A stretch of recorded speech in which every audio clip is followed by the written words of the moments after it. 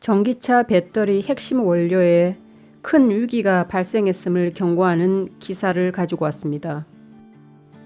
중국이 흑연의 모든 생산을 통제하고 있기 때문에 배터리 생산 핵심 원료 부족으로 전기차 혁명이 멈출 수도 있다. 2020년부터 그리고 향후 계속해서 앞으로 흑연 공급 부족이 예상되기에 전기차 생산 기업들은 공급망 문제와 같은 또 다른 위기에 대처해야만 할 것이다.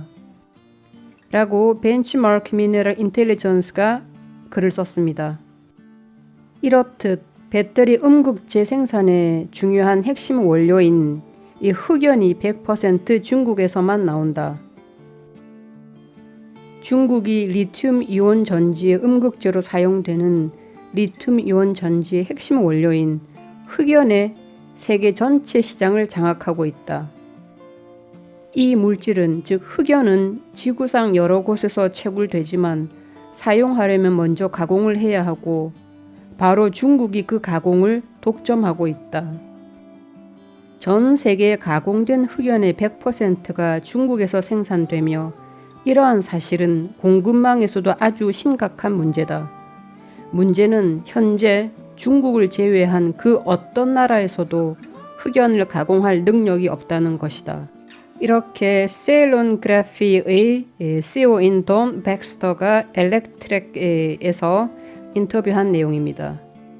돈 백스터는 중국 이외의 다른 국가들이 흑연 생산을 직접 해야 한다고 믿습니다. 그는 또 인터뷰에서 다른 국가들이 흑연 생산을 직접 하지 않게 된다면 언젠가는 배터리 혁명이 갑자기 끝날 위험이 있다고 경고합니다. 흑연 확보가 중요한 이유는 에너지 혁명의 핵심 원료를 100% 중국에만 의존하고 있기 때문이다. 중국은 배터리 생산 능력 면에서 서방국들보다 적어도 10년 앞서 있으며 그렇기 때문에 아마도 중국은 많은 원료를 자체적으로 보유하기를 원할 것으로 추정된다.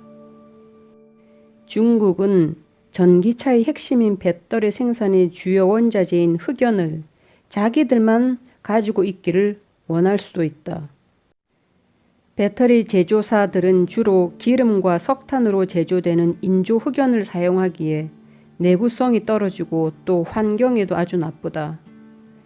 배터리 핵심 원료인 천연 흑연은 대부분 중국에서 채굴되고 있지만 동시에 유럽의 많은 제조업체들은 자국 내에서도 생산할 수 있기를 원하고 있다.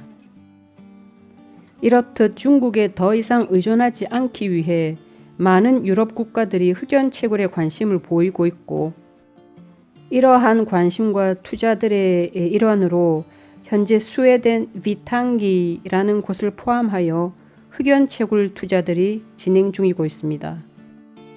비탕기라는 이 작은 지역은 스웨덴 최북단 노르보텐도 키루나 지방자치구에 위치한 아주 작은 지역입니다. 여기 화면에서도 보이듯이 이 윗부분에 약간 진한 하늘색 스웨덴 최북단 북부 라플란드에 있는 노르보텐도 여기에 비탕기가 있고요. 이 비탕기라는 곳에는 현재 2020년 조사 자료에 의하면 총 760명의 사람이 살고 있습니다. 호주 회사인 탈가 리소시스는 스웨덴 비탕기에서 나오는 흑연으로 배터리 음극재를 만들고 싶어 합니다. 이 프로젝트에는 아주 많은 돈이 필요하다. 제1단계에서만 해서도 50억 크로나가 필요하다. 스웨덴 50억 크로나는 미국 달러로 5억 5천 미국 달러에 달하고 오늘 환율로 계산해서요. 또 이것은 한국 돈으로 약 6,595억 원에 달합니다. 탈가 리소시스는 비탕기에서 채굴한 흑연을 가지고 스웨덴 북부 도시 르레오 공장에서 내구성 좋고 친환경적인 배터리재를 생산할 수 있기를 원합니다. 매부 좋고 누이 좋고 이렇게 되면 전 세계가 중국에 의존하는 의존도를 많이 낮출 수 있고, 또한 스웨덴 룰레오 지역 근처에 이 새 일자리를 창출함으로써 스웨덴에 또 좋은 경제적인 활성 시발점이 될 수 있는 아주 좋은 기회라고 생각합니다. 뿐만 아니라 친환경적인 전기차 혁명의 어떤 위험성, 중단될 수 있는 위험도도 아주 낮춰주게 되겠죠. 또 더 좋은 점은 탈가 리소시스 유럽 이사 마틴 필립스가 말한 것처럼 스웨덴의 이 지역 비탄기에는 전 세계에서 볼 수 없는 가장 품질이 좋고 고급스러운 흑연 자원들이 있다. 정말 환상적이다. 판타스틱하다. 합성 물질에 비해 콜디옥시드를 96%나 적게 배출한다. 아주 좋은 질의 흑연인가 봅니다. 목표대로 한다면은 2023년 광산에서 흑연 채굴을 시작해 그 이듬해 2024년 공장을 가동할 수 있다고 합니다. 물론 다 목표일 뿐입니다. 하지만 다른 문제가 있습니다. 아주 큰 문제가 있습니다. 어떤 문제인지 한번 더 기사를 읽어보겠습니다. 물론 돈도 많이 필요하죠. 첫 단계에서 50억 스웨덴 크로나가 필요하고, 그 두 번째 단계로는 최소한 그보다 4배가 더 많은 200억 스웨덴 크로나가 필요합니다. 하지만 돈은 그렇게 큰 문제가 아닙니다. 여기에서도 볼 수 있듯이, 그러나 항상 그러했듯이 스웨덴에서는 자원 채굴 허가 때문에 흑연 개발이 완전히 중단될 수도 있다. 항상 그러했듯이 솜번리트, 평상시와 똑같이 늘 그렇지.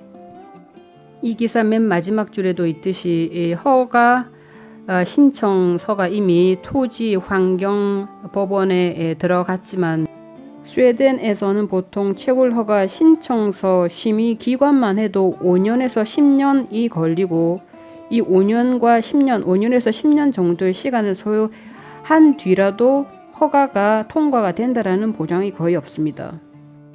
만에 하나 허가를 받았다 하더라도 10년 뒤에 그것이 다시 공장을 짓고 이제 착수에 들어가려면 또 10년 정도의 시간이 소요됩니다.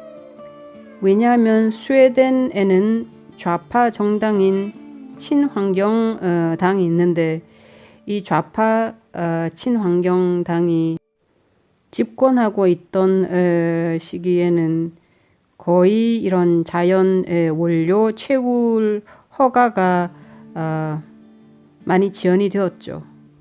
스웨덴의 많은 여론들은 이러한 스웨덴 좌파 친환경당이 너무 근시안적으로 스웨덴 환경만을 보호하려고 하는 것이 아닌가, 다른 여러 중요한 분야들은 거들떠 보지도 않고, 정치를 한다라는 것은 근시안적으로 한 분야에만 집중해서 그것만을 고집하고 개선해야 된다는 것이 아니라, 여러 분야를 밸런스를 맞춰가면서 장기적인 안목으로 발전시키고 계속 개선해야 나가며, 그러한 것을 위해서 자신이 가지고 있는 권력을 행사하는 것이라고 생각합니다. 하지만 스웨덴 좌파 친환경당은 스웨덴만의 환경을 고집해왔기 때문에 너무 근시적이다, 근시적인 정당이다라는 비판을 국민들로부터 많이 받고 있죠. 스웨덴만의 환경이 아니라 전 세계적인 환경 문제, 그리고 정치, 외교, 경제, 이런 모든 것들을 다 생각을 해서 스웨덴의 경제가 더 이상 낙후되지 않고 계속 발전하며 또 긴 안목으로 전 세계의 환경이, 전기차 발전의 혁명이 계속 이어질 수 있기를 기대해 봅니다.